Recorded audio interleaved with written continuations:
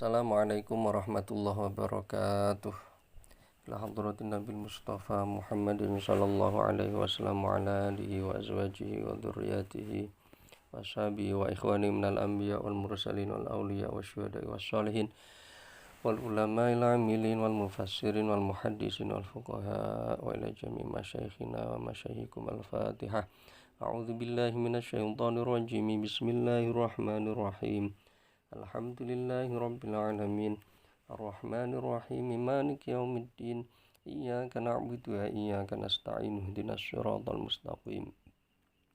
Siratal ladzina an'amta 'alaihim ghairil maghdubi 'alaihim waladdallin. Amin. Bismillahirrahmanirrahim. Alhamdulillahilladzi faddalana bi anwa'in ni'am adh-dhahirah wal batinah.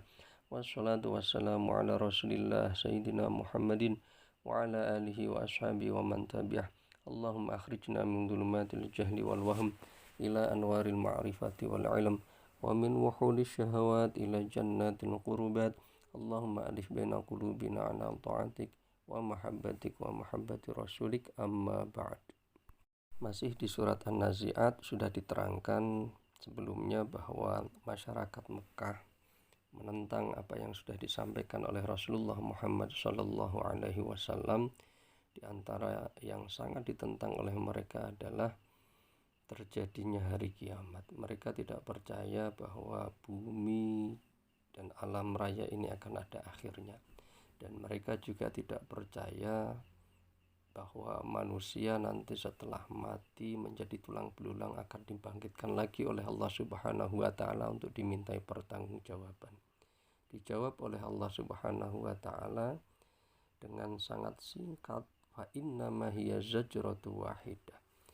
Mereka itu dibangkitkan dengan cara yang sederhana sekali, ditiup sekali saja, fa idzahum bisahirah. Kemudian mereka tahu-tahu sudah berada di padang mahsyar untuk menunggu dimintai pertanggungjawaban. Ayat-ayat berikutnya menerangkan tentang sejarah pengalaman Nabi Musa alaihissalam dalam menghadapi tantangan penentang dakwahnya, yaitu Fir'aun dan para pendukungnya. Ayat-ayat berikut ini berisi perjalanan panjang Nabi Musa alaihissalam dari mulai mendapatkan perintah Allah untuk menemui Fir'aun sampai Fir'aun mendapatkan hukuman dari Allah. Kisah yang sebenarnya panjang ini disampaikan di dalam beberapa ayat yang sangat pendek sekali dan sangat indah sekali dalam penyampaiannya. A'udzu billahi minasyaitonir rajim. Hal ataka haditsu Musa. Hal ana ta ata wis teka ka ing sliramu haditsu Musa, apa ceritane Nabi Musa. Apakah sudah sampai kepadamu wahai nabiku Nabi Muhammad cerita tentang perjuangan dan dakwah Nabi Musa alaihissalam. Halnya di sini lil istifham at-taqriri, bukan untuk bertanya. Allah bukan bertanya kepada Nabi Muhammad sallallahu alaihi wasallam, tapi untuk menegaskan yang maknanya alaisa qad ataka. Ana ta ora wis teka ning sliramu he nabiku Nabi Muhammad, bukankah sudah sampai kepadamu cerita tentang Nabi Musa wahai nabiku Nabi Muhammad? Ceritanya gimana? Idznadahu rabbuhu bil wadil muqaddasi tuwa. Idznalikane nada wis ngundang hu ing Musa rabbuhu sapa pangerane Nabi Musa bil wadi ana ing lembah al muqaddas kang den suciake tuwa, ya lembah sing arane tuwa. Ketika Allah Subhanahu wa taala memanggil dan menitahkan kepada Musa alaihissalam di satu tempat di lereng bukit Sinai yang namanya Wadi Tuwa, yang disucikan. Isi perintahnya apa? Idhab ila fir'auna. Idhab lunga sira he Musa ila fir'auna maring Fir'aun. Pergilah engkau menghadap Fir'aun di tengah kota sana. Jadi Gunung Sinai menuju ke tempatnya Fir'aun itu jauh. Sehingga perintah ini bisa kita bayangkan Allah memerintahkan di bawah, di lembah di sekitar Sinai itu, kemudian diperintahkan untuk menuju pusat kota menemui Fir'aun. Innahu tagha, sak temene Fir'aun, tagha iku wis lacut sapa Fir'aun. Sesungguhnya Fir'aun itu sudah melewati batas. Cara berpikirnya juga sudah tidak betul, sudah tidak menyadari bahwa dirinya itu manusia, dan juga sikapnya terhadap sesama manusia itu sudah melewati batas. Kemudian Nabi Musa alaihissalam melakukan perjalanan menuju Fir'aun, dan apa yang dilakukan oleh Nabi Musa? Fakul, mongko nuli ngucap sirohe Musa, hal ono to laka iku tetep ono ing ngersane panjenengan utawi keinginan ila maring antazakka yento ngersii awak jenengan. Maka ucapkanlah wahai Musa, apakah Anda ada keinginan untuk membersihkan diri dari sifat-sifat yang tidak baik?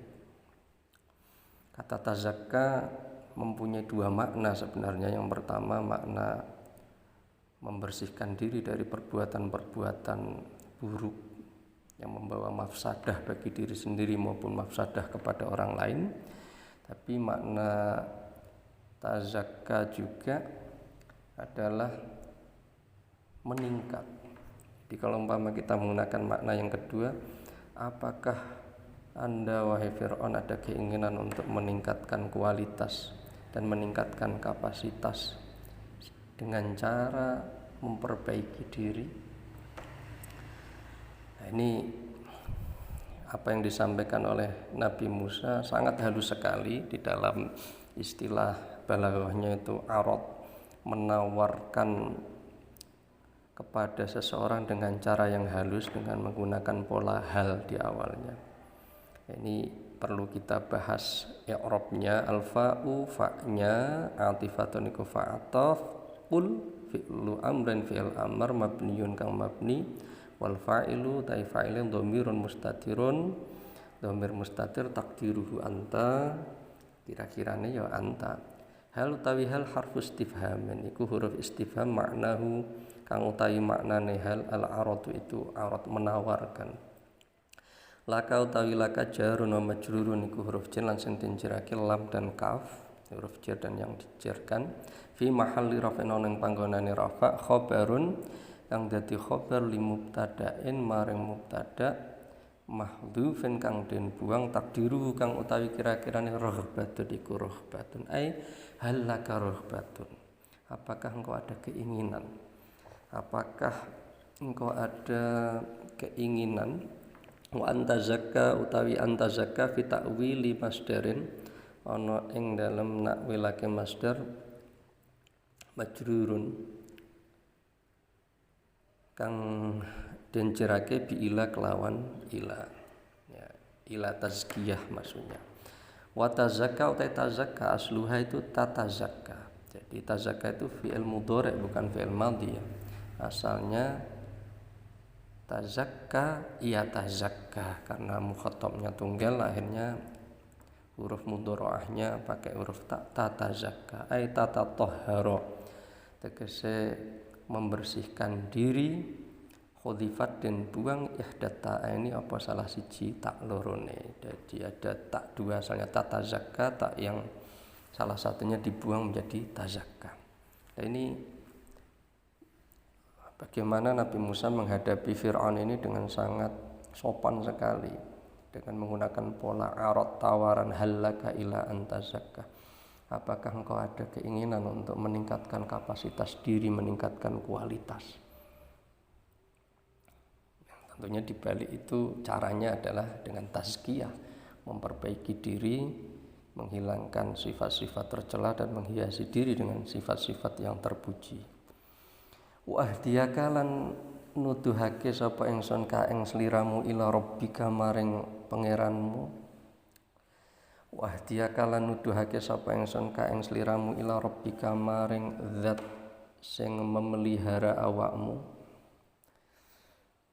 Nah, tentunya Fir'aun kaget ya.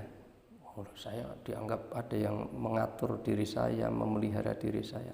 Fatakhsha mengko nuli ana rasa khasyah dalam dirimu, ada rasa takut pada dirimu yang disampaikan oleh Nabi Musa kepada Fir'aun.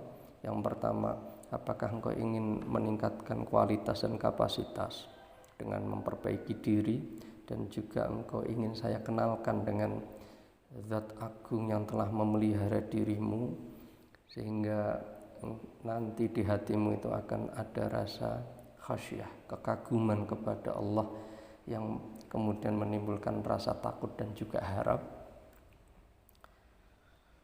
Fa'arahu mongko nuli nuduhake sapa Nabi Musa hu ing Fir'aun al ayata ing tanda-tanda al kubra sing agung. Jadi Nabi Musa kan datang tidak dikenal oleh Fir'aun, kemudian menawarkan hal yang luar biasa di hadapan Fir'aun, menawarkan untuk meningkatkan kualitas dan kapasitasnya, padahal waktu itu Fir'aun adalah yang paling tinggi di situ ya, derajatnya paling tinggi dan melihat orang lain itu di bawahnya. Dan juga Nabi Musa menawarkan mengenalkan kepada zat yang memeliharanya. Ini kan sesuatu yang luar biasa. Beraninya Nabi Musa ini menawarkan hal yang luar biasa kepada Fir'aun, tapi dengan cara yang halus. Nah, karena Nabi Musa ini tidak dikenal oleh Fir'aun, fa'arahul ayatal kubra. Nabi Musa menunjukkan kepada Fir'aun tanda-tanda keagungan, mukjizat yang akhirnya nanti Fir'aun itu bisa sedikit berpikir, oh ini orang pantas nek memberi nasihat kepada saya. Orang tidak dikenal kemudian memberi nasihat itu kan tidak dianggap. Tapi ketika setelah Nabi Musa menunjukkan diri, eksistensinya itu ditunjukkan bahwa saya ini orang yang punya kapasitas, bukan orang calang-calang. Memang seperti ini dakwah itu harus menunjukkan bahwa kita pantas untuk menyampaikan sesuatu kepada yang sasaran dakwah. Nabi Musa menunjukkan mukjizat-mukjizat yang diberikan oleh Allah kepadanya. Berbagai macam mukjizat yang diberikan. Fakadzdzaba mongko nuli nggorohake sapa Fir'aun, ora menggorohno tidak hanya mendustakan saja, wa asalan nentang sapa Fir'aun. Ada orang didakwai dia mendustakan, tapi juga ada yang mendustakan ditambah menentang. Nah, menentangnya bukan hanya menentang spontan gitu saja. Tsumma adbara mongko nuli berpaling sapa Fir'aun yas'a hale mengupayakan sesuatu. Tsumma adbara mongko nuli berpaling sapa Fir'aun, yas'a hale mengupayakan sesuatu untuk menentang dakwahnya Nabi Musa. Jadi ini penentangan yang luar biasa, bukan hanya tidak percaya kemudian diam, tapi tidak percaya menentang, mengekspresikan penentangannya dengan lisan, tapi juga adbara yas'a melakukan upaya-upaya untuk menggagalkan yang dilakukan oleh Nabi Musa alaihissalam. Fahasyara mongko nuli ngumpulake sapa Fir'aun, fanada mongko nuli ngundang-undang sapa Fir'aun, mengumpulkan orang-orang dan kemudian memproklamirkan diri. Faqala mongko nuli ngomong sapa Fir'aun, ana utawi ingsun rabbukum iku pangeran slira kabeh al-a'la kang luhur. Saya ini Rabb kalian. Saya ini pemelihara kalian, Tuhan kalian Al-A'la yang sangat tinggi. Ini untuk menentang apa yang disampaikan oleh Nabi Musa dan kemudian melakukan perlawanan yang heroik ya, mengumpulkan rakyatnya dan mengatakan bahwa saya ini Rabbukumul A'la, Tuhan pemelihara yang paling tinggi. Kalau Musa tadi mengatakan akan mengenalkan diri saya kepada Rabbun, nah itu omong kosong. Nah, mudahnya seperti itu. Dan ini menggambarkan bagaimana Nabi Musa dalam menyampaikan ajaran-ajarannya dulu juga mendapatkan tantangan yang luar biasa dari Fir'aun dan juga para pendukungnya. Nah, akhir cerita dari Fir'aun adalah fa'akhadhahullah. Fa'akhadha mengkonuli ngadhabhu ing Fir'aun Allahu sinten Allah nakalal akhirati kelawan siksaan akhirat wal ula lan siksaan yang pertama yaitu siksaan di dunia. Tapi ada yang memaknai nakalal akhirati sebab maf'ul li ajlih bukan maf'ul mutlak. Maka Allah Subhanahu wa taala menghukum Fir'aun dengan hukuman akhirat dan hukuman dunia. Tapi ada yang memaknainya Allah kemudian menghukum Fir'aun sebab dosa yang terakhir dia ucapkan, ya ini tadi ana rabbukumul a'la wal ula, dan juga perbuatan yang dulu-dulu awalnya dia lakukan. Ya, sehingga nakala di sini bisa maf'ul mutlak juga bisa maf'ul li ajlih, tapi yang paling mudah dalam benak pikiran kita itu adalah maf'ul mutlak.